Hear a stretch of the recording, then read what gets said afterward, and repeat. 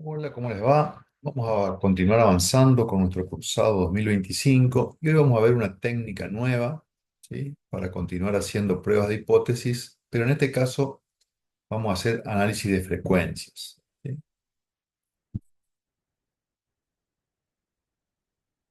Lo que vamos a ver hoy es una prueba que se denomina prueba de chi cuadrado basada en la distribución de chi cuadrado.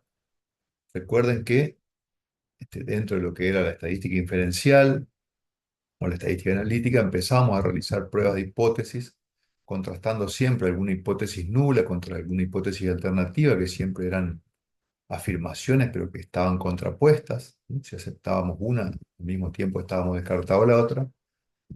Y en general la aplicamos este, para distribuciones de variables cuantitativas continuas, ¿sí? En este caso, lo que queremos ver es si existen diferencias entre proporciones observadas de una variable cualitativa, ¿sí? Entonces, cuando queremos ver diferencias para una cuantitativa, como pesos, alturas, ¿sí? Si una media muestral difiere de una media poblacional, o si hay diferencias entre dos grupos, ¿eh? O si hacemos pruebas para datos pareados o no pareados, tenemos que usar pruebas de hipótesis que se correspondan al tipo de característica con el que estamos trabajando, variables cuantitativas continuas. Ahora, cuando queremos hacer comparaciones para proporciones observadas de una variable cualitativa, recordamos que eran las cualitativas, aquella que simplemente expresa una cualidad que el individuo posee o no, o posee en diferentes grados, ¿sí? Por ejemplo, si hacemos un estudio de inseminación artificial, las vacas pueden terminar preñadas o vacías, ¿eh? El sexo de un cachorro puede ser macho o hembra, el pelaje puede ser negro o colorado, ¿sí? Entonces, si estamos queriendo ver si hay diferencias entre proporciones de una variable cualitativa, no podemos hacer una prueba de T o una prueba de Z y hacer las comparaciones de medias como hicimos en clases anteriores. Tenemos que comparar esas proporciones con lo que se denomina, utilizando la distribución de chi cuadrado y la prueba que vamos a ver hoy, que es la prueba de chi cuadrado o de Ji con J, lo pueden llegar a encontrar escrito por ahí, porque esta letra griega se pronuncia como Ji, no se pronuncia bien. Nosotros le vamos a decir prueba de chi cuadrado y lo van a encontrar escrito inclusive como chi cuadrado en muchos textos. Entonces, tiene muchos usos esta distribución, ¿no?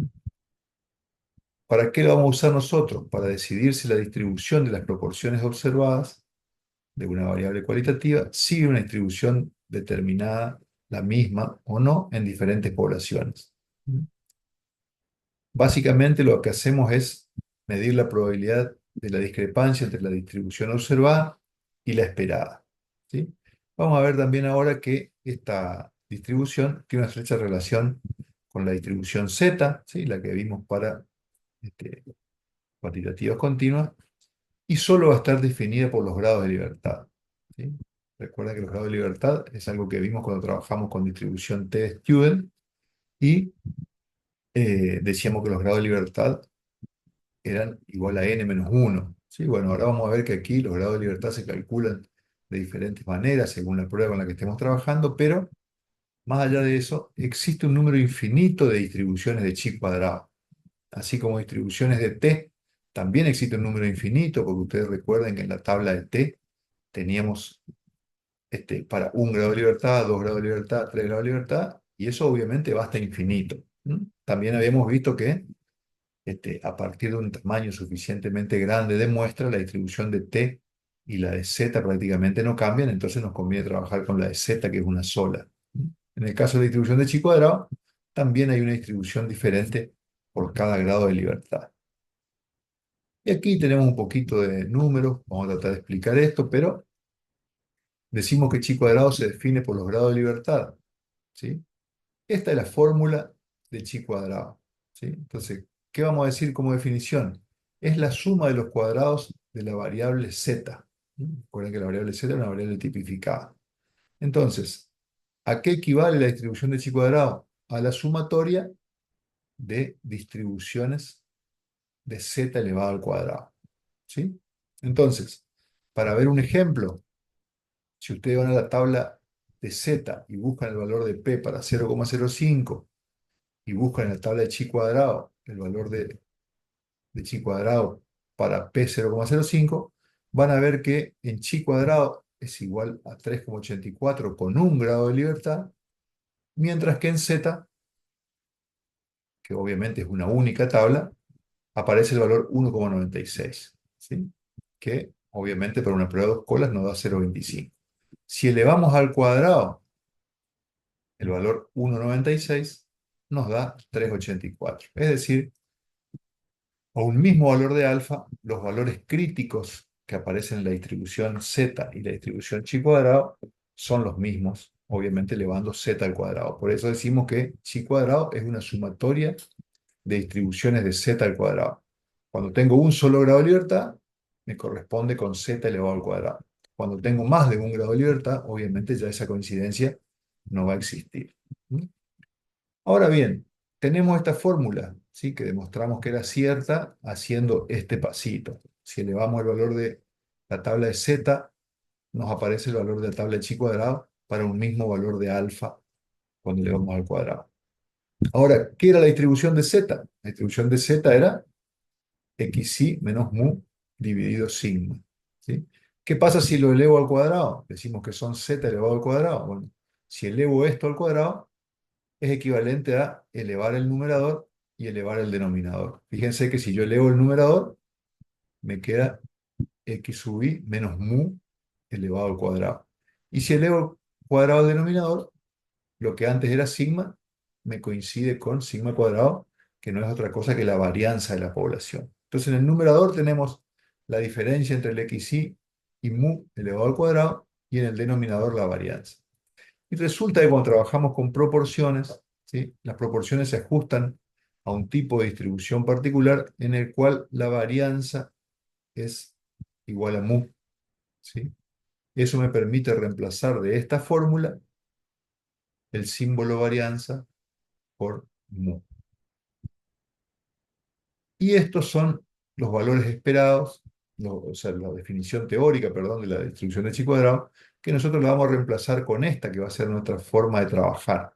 Nosotros cuando hagamos un estudio para determinar la probabilidad de un evento y ver si aceptamos o rechazamos una hipótesis determinada, lo que vamos a hacer es hacer un estudio, vamos a ver valores en la población, que van a ser nuestros valores observados, así como antes un XY podía ser un valor observado, y lo vamos a comparar con valores esperados, que los valores esperados serían como la media esperada, ¿sí? Porque para cualquier valor, si uno no conoce mucho, ¿qué espera encontrarse cuando analiza una muestra? La media, ¿sí? La media de la población. Entonces, reemplazo la media por los valores esperados y me queda mi fórmula de trabajo que ahora vamos a ver cómo se aplica. Entonces, chi cuadrado, el chi cuadrado calculado que nosotros calculamos va a ser igual a la sumatoria de observado menos esperado elevado al cuadrado sobre esperado. Vamos a ver que todos estos valores se calculan muy fácilmente y es una prueba relativamente sencilla de llevar a cabo.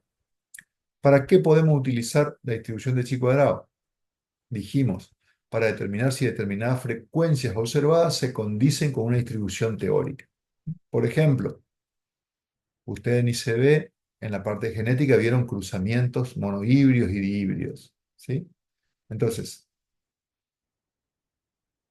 yo puedo estar ante el resultado de un cruzamiento entre dos individuos, ¿sí? Y quiero saber si se ajustan las proporciones mendelianas 3:1, 3 de un fenotipo, uno de otro, lo cual me podría llegar a pensar que es un caso de una cruz entre monohíbridos, o una proporción 9:3:3:1, analizando dos caracteres al mismo tiempo, ¿sí?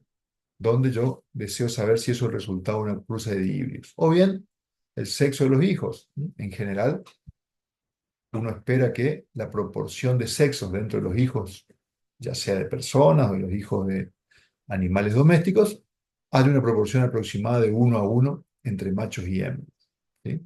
Ahora, como siempre decimos en estadística, el hecho de que uno espere que nazcan mitad macho y mitad hembra, no quiere decir que eso va a ser siempre así. Pueden nacer un poquito más de machos en algunas familias, un poquito más de hembra en otras, ¿sí? Entonces, tenemos que tener una herramienta para determinar, como pasaba en las clases anteriores, si esa discrepancia observada entre lo que nos dice la teoría, que deberían ser mitad y mitad, y lo que pasa en la realidad, que no siempre coincide con lo que dice la teoría, puede ser producto del azar o podría ser explicado de alguna manera, de otra forma, y ya estaríamos rechazando una hipótesis nula que nos dice que todo lo que siempre pasa es por azar y quedándonos con la alternativa. Otra cuestión, otro ejemplo, si dos variables cualitativas son independientes o se encuentran asociadas.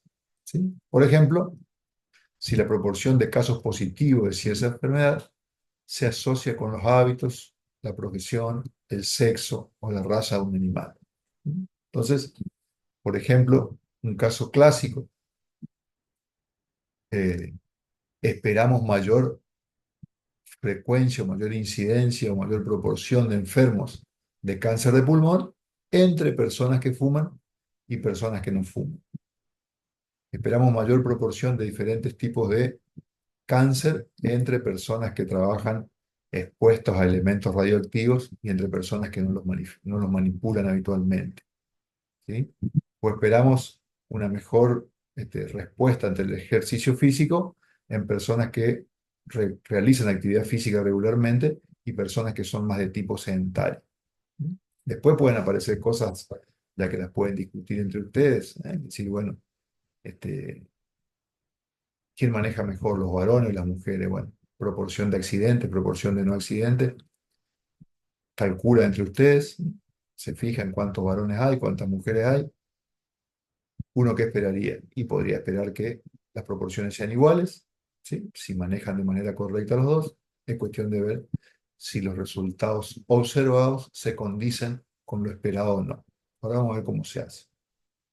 Otra cuestión, si los elementos de una muestra se distribuyen normalmente. Esto es algo que es importante para muchos estudios, ¿sí? Porque cuando nosotros estamos trabajando con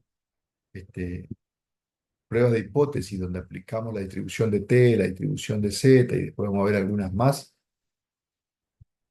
suponemos que los datos provienen de una distribución que se distribuye normalmente, que era aquella donde podíamos aplicar la distribución de Z, por ejemplo, para ciertos trabajos, en una población donde las observaciones se distribuyen de manera relativamente simétrica, pero a veces la distribución no es como a nosotros nos gustaría que sea. Aparecen discrepancias entre lo que es una distribución normal característica, esa forma de campanita que se llama campana de Gauss, perfecta, y lo que nos muestra realmente los resultados de un estudio. Entonces, la prueba de chi cuadrado nos va a permitir determinar cuál es la probabilidad de que esa distribución se ajuste a una distribución normal o que no se ajuste, y en ese caso rechazaríamos la hipótesis nula. En ese caso, ¿qué haríamos? Comparamos la frecuencia observada según lo que nos dice la distribución normal. Ahora vamos a ver algunos ejemplos de cada cosa. Entonces, un ejemplo para ir avanzando. La proporción esperada de hembras y machos. ¿Sí? Uno espera que, por lo menos en las especies en las que la determinación del sexo está dada por este, cromosomas sexuales que se distribuyen de manera equitativa a la hora de formar gametas, los hijos nazcan mitad macho y mitad hembra. Es lo que uno espera, por ejemplo, en los cachorros de una raza determinada de perros, ¿sí? O los lechones de una determinada raza de cerdos. Entonces, tenemos que, para empezar, plantear la hipótesis estadística en relación a las proporciones. ¿Mm? ¿Qué va a decir la proporción, la hipótesis nula? Que la proporción de hembras y machos se ajusta a la relación 1:1. ¿Sí? Mientras que la alternativa, que también es una afirmación, pero en sentido opuesto, dice que la proporción de hembras y la proporción de machos no se ajusta a la relación 1:1. Recuerden que tiene que estar los parámetros poblacionales. En este caso, la proporción de hembras y la proporción de machos serían los parámetros poblacionales, porque no podemos poner mu de hembras o mu de machos porque no estamos calculando una media aritmética, estamos calculando una proporción. Entonces, acá va la proporción de la población. Obviamente, para comparar la hipótesis tenemos que elegir el nivel de significancia. No es lo mismo trabajar con alfa de 0,01, 0,05, 0,10. ¿Sí? Hallar el valor crítico. Hallar el valor crítico significa aplicar la formulita de chi cuadrado calculado. Buscar en la tabla de chi cuadrado los grados de libertad para comparar, realizar y desafiar la hipótesis nula. ¿Sí? parecido a lo que hacíamos antes con las pruebas de T. Nos planteamos las hipótesis, fijábamos el valor de alfa, decidíamos si iba a ser a una cola o a dos colas, de acuerdo a cómo habíamos planteado la hipótesis, y pasábamos a buscar el valor crítico en la tabla, luego calculábamos el valor del T calculado y veíamos si aceptamos o rechazamos la hipótesis. En ese sentido no cambian mucho los procedimientos. Por ejemplo, planteamos nuestra hipótesis, decidimos trabajar con un alfa de 0,05, buscamos en la tabla para un grado de libertad y vemos que nos aparece el valor 3,84. Al hallar los estadígrafos, ¿qué quiere decir esto? Bueno, fuimos a un criadero de perros, por ejemplo, nacieron 46 cachorros, 28 hembras y 18 machos. ¿Sí? Entonces, alguien nos podría decir, es evidente que en este criadero, por alguna razón, están naciendo más hembras que machos. Y otro, un poco menos, eh, un poco más precavido, podría decir, no, pero estas diferencias podrían deberse al azar. No tiene por qué siempre caer la misma cantidad, o sea, aparecer la misma cantidad de cada uno. Y ese es el razonamiento que nosotros esperamos en ustedes. Ustedes van a ser futuros profesionales, ¿sí? Por más que esto parezca que hay algo en el criadero que está haciendo que hay más hembras que machos, ¿eh? Podría ser simplemente producto del azar. Entonces, si bien en apariencia la proporción de hembras es superior a la de machos, nosotros tenemos que hacer el estudio, porque es una cuestión que merece ser estudiada, sí, porque si nosotros demostramos que la probabilidad de que esto ocurra por azar es muy baja, tendríamos que empezar a averiguar, bueno, ¿qué pasa? Por alguna razón, los embriones que van a desarrollar el macho se pierden en el camino, ¿por qué razón predominan las hembras? Pero antes de hacerme ese tipo de preguntas, tengo que asegurarme que esta diferencia no puede ser simplemente producto del azar. ¿Cómo serían las cosas según lo que dice la hipótesis nula? Sobre un total de 46 nacimientos, si se cumpliera la relación 1:1, la mitad, o sea, 23 deberían ser hembras y la otra mitad, 23, deberían ser machos. Entonces la proporción, para respetar ese 1:1, debería ser 23:23. ¿Sí? Ahora bien, creo que a esta altura del cursado ya sabemos que, si bien esto sería lo más probable, también sabemos que 24-22, 21-25, 20-26 también pueden ocurrir. Siempre, ¿cuál es la mayor expectativa de ocurrencia? Los valores más cercanos a el centro de la distribución, que en este caso sería 23-23, que es lo que predice la, la teoría. ¿Sí? Ahora, este valor 28-18 es mucho menos probable que 23-23, que 24-22, que 21-25. Estas proporciones se alejan bastante más de la más esperada que estas otras, pero tenemos que ver hasta qué límite pudo haber jugado el azar. Entonces, vamos a usar la prueba de chi cuadrado para determinar la probabilidad del resultado obtenido. Recuerden que acá siempre en estadística hacemos cálculos con el objetivo de determinar la probabilidad del resultado obtenido y en base a la probabilidad de ese resultado tomamos nuestra decisión. Entonces vamos a hacer la prueba de chi cuadrado. Tenemos nuestra hipótesis nula y alternativa, fijamos el valor crítico, que era 3,94, y vamos a calcular el chi cuadrado calculado, aplicando la fórmula observado menos esperado sobre esperado. Volvemos un poquito atrás. ¿Cuáles serían los observados? 28 y 18. ¿Cuáles serían los esperados? 23 y 23. Esto se calcula fácil, no habría que hacer demasiadas cuentas, pero para que básicamente ustedes se den cuenta que cuando yo hablo de observado, hablo de los valores que observé en el estudio. Y de esperado, lo que esperaría haber obtenido como resultado si se cumplía la proporción 1:1. ¿Sí? Y fíjense que esto lo vamos a contrastar contra un valor igual a 3,84. Pero fíjense que la tabla, a diferencia de las tablas de T o de Z, no es simétrica, porque los valores de chi cuadrado, si se fijan, observado menos esperado al cuadrado, ¿sí? Sobre esperado, siempre van a ser positivos.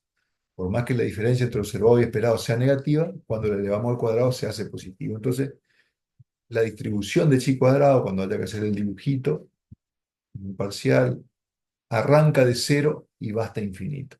Y en algún punto aparece 3,84. ¿Sí?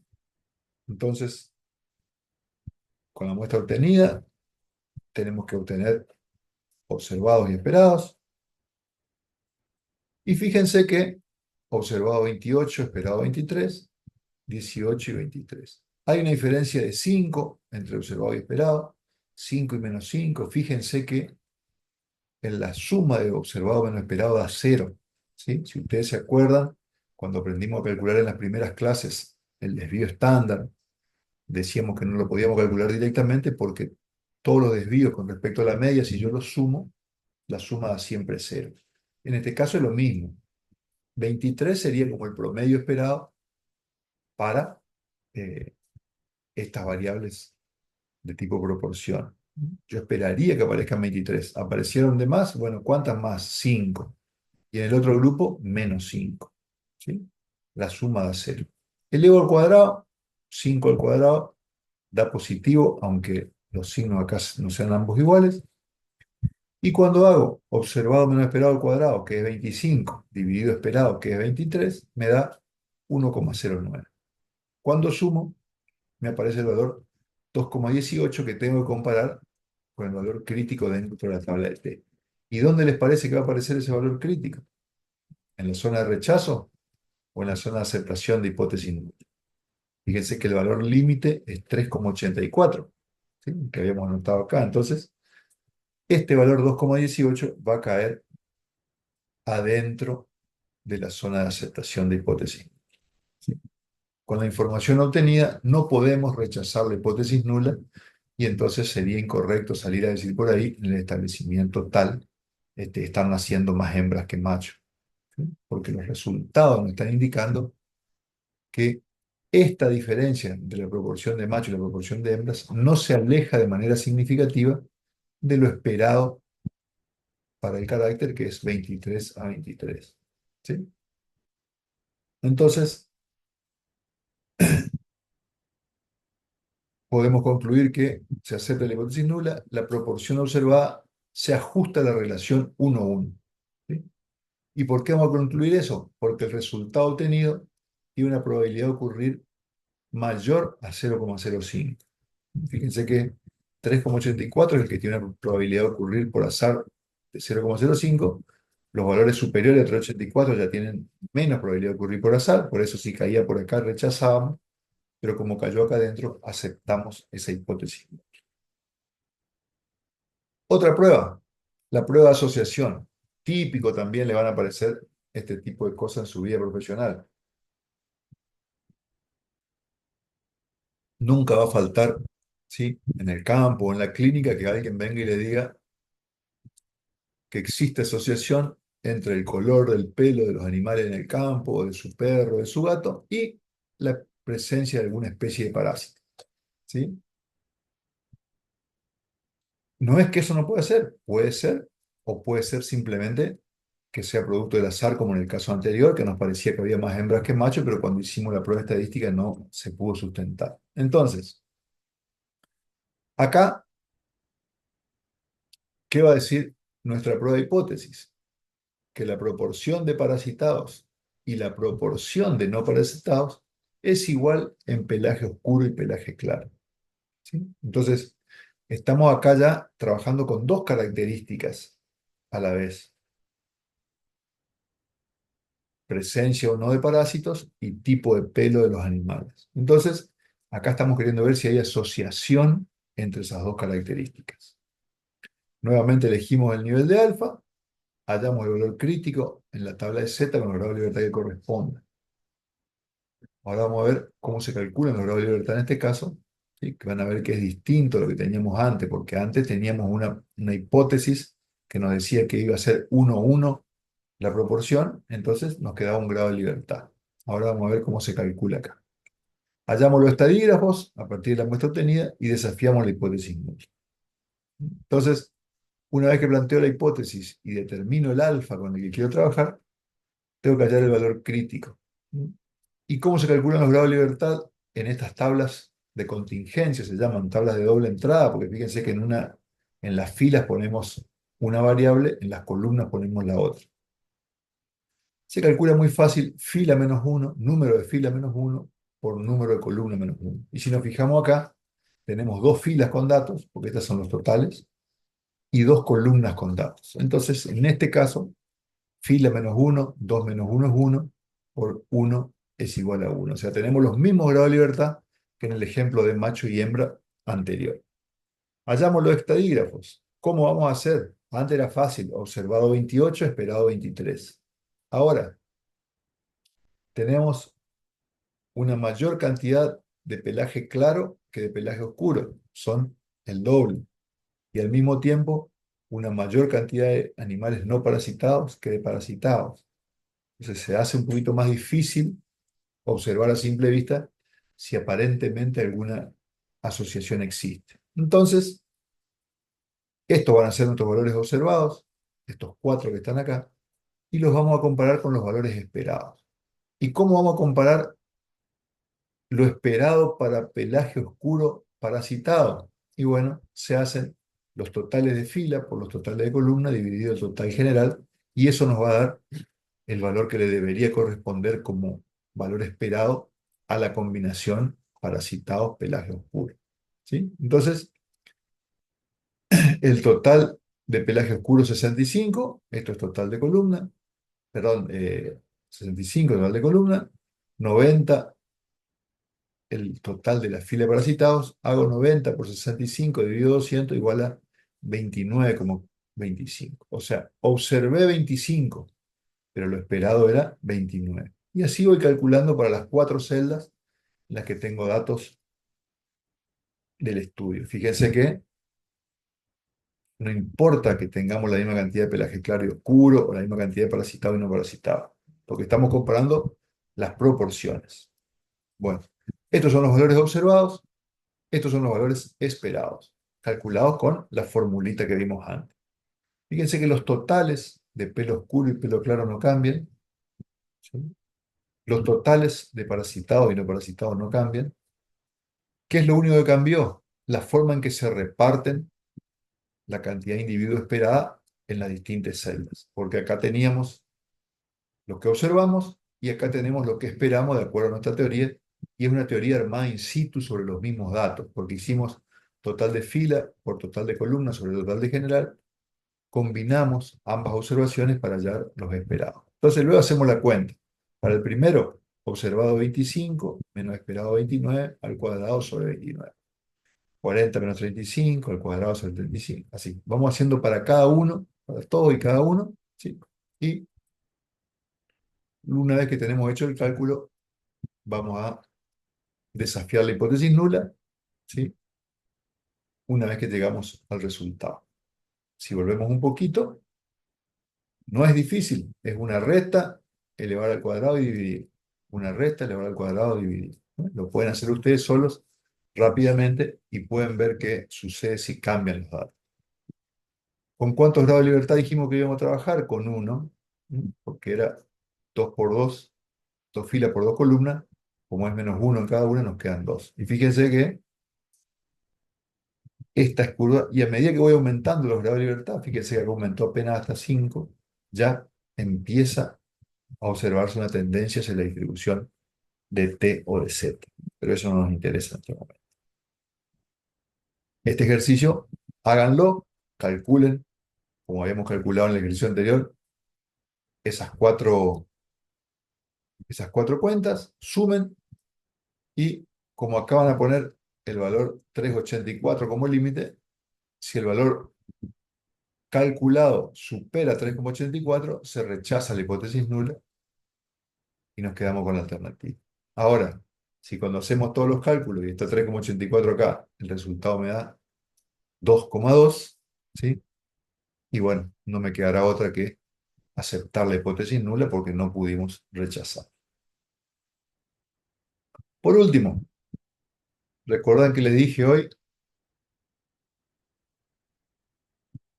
que esta prueba también servía para ver la normalidad de una distribución. Se llama justamente test de normalidad, lo que se hace utilizando chi cuadrado. Es una de las tantas maneras que hay. Nosotros no se lo enseñamos, pero es bueno que sepan, por ejemplo, en este caso, cómo se hace. Yo hice un muestreo de una determinada cantidad de animales para una variable cuantitativa continua, que yo espero que al cargar los datos y graficar esa distribución sea una distribución normal, lo más bonita posible, y me encuentro con esto, ¿sí? Si ustedes me preguntan a mí, obviamente que lo veo parecido a lo normal, pero no suele pasar esto si la distribución es simétrica. Hacia el centro los valores quedan más o menos parejos, las columnas centrales.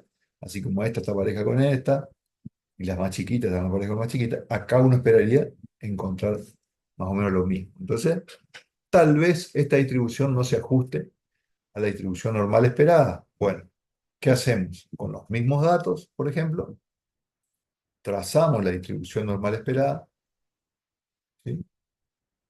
Esto nos permite ver que, por ejemplo, en este lugar, en esta columna, que son los animales que pesan entre 3,86 y 3,98, hay una mayor cantidad de lo esperado, y en este hay una cantidad menor, ¿sí? O así, a medida que vamos calculando. Y para cada una de estas columnas, ¿sí? Fíjense que tenemos los intervalos de clase, y a la vez tendríamos la marca de clase. Entonces, para cada una de estas columnas yo voy a predecir la probabilidad teórica de acuerdo a la distribución normal, y una vez que tenga, que yo sepa, por ejemplo, fíjense que en este caso coinciden estas dos columnas. Debería haber la misma cantidad, según la teoría, de elementos por encima que por debajo de la media. Y por alguna razón estoy viendo más cantidad de elementos por debajo, ¿sí? ¿Eso a qué se debe? ¿A que la distribución no se ajusta a la distribución normal o simplemente es producto del azar? Bueno, hay que calcular para cada observación, para cada eh, marca de clase, hay que ir calculando cuántos, el valor que se observó, ¿sí? Por ejemplo, yo acá puedo decir, entre 3,86 y 3,98 había, supongamos, 35 personas, o 35 novillos, de 35 novillos. Ahora, lo que dice la teoría es que debía haber 30. Hay 5 de más, ¿sí? Este tiene un par menos, tendría que haber tenido 32 y tiene 29, ¿no? Y así. Fíjense que tendría que haber estado más acá. Entonces, este tendría que haber tenido en este punto una mayor cantidad de elementos, tendría que haber llegado hasta por acá. Debió haber tenido 22 y en realidad terminó con 19. Entonces, esas pequeñas diferencias entre observado, que es lo que yo observé cuando hice el estudio, y esperado, que es lo que se puede calcular por computadora a partir de tener una distribución normal y predecir para cada uno de los valores, uno puede hacer una prueba de chi cuadrado comparando observado y esperado para todos. O sea, sería medio largo porque tendría que hacerlo primero para el tramo 327, 338, segundo para este, y así ir calculando para cada tramo, de acuerdo a la distribución normal, cuántos elementos debería haber, y luego lo contrasto con los datos observados. Bueno, dejamos aquí entonces. Esperamos que sea una clase cortita y sencilla para ustedes y que aprovechen luego las clases que se dan de manera virtual o presencial en Salón Progresal, porque seguramente les van a ayudar mucho a manejar InfoStat. Hasta la próxima.